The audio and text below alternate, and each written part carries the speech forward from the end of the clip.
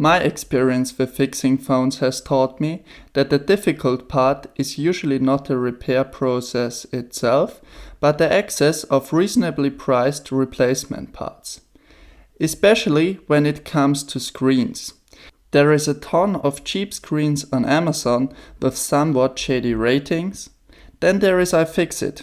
They provide good parts, but they seem to be somewhat expensive, and especially if you want to fix an older phone, you usually don't want to spend too much money.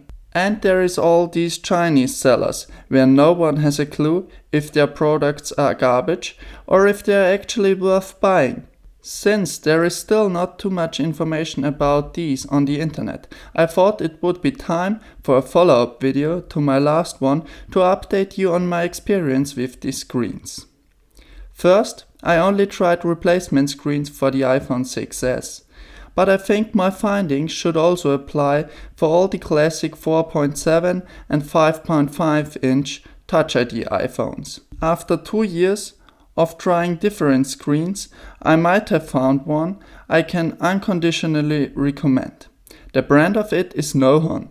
They are mainly known for their replacement batteries that showed good performance for me in the past. So when I found out they do screens as well, I decided to give them a shot with their screens as well.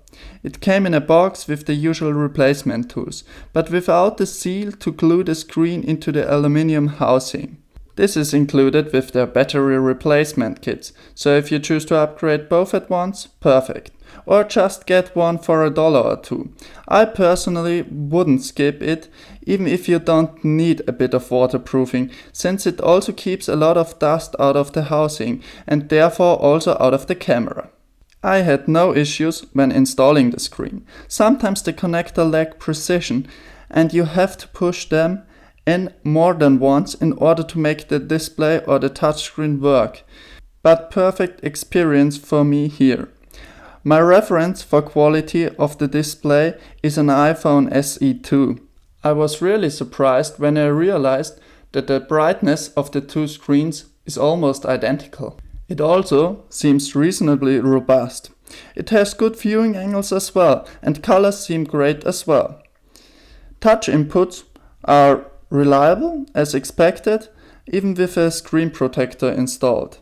The plastic pieces for front cam and proximity sensor were pre-installed, so nothing I can complain about.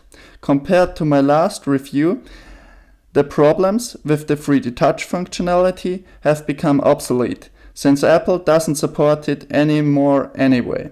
So, all in all, I'm really happy with that screen. Probably the best I have ever bought on AliExpress, especially for its price. So, I can really recommend this screen to anyone who owns an iPhone 6, 6s, 7 or 8 and wants to replace his screen at a reasonable price. I hope the quality of the screen wasn't just a one-off thing and you will have similar experiences as me. Either way, I would really like to hear about your experience with the Nohon screen or screens from other vendors you already tried yourself.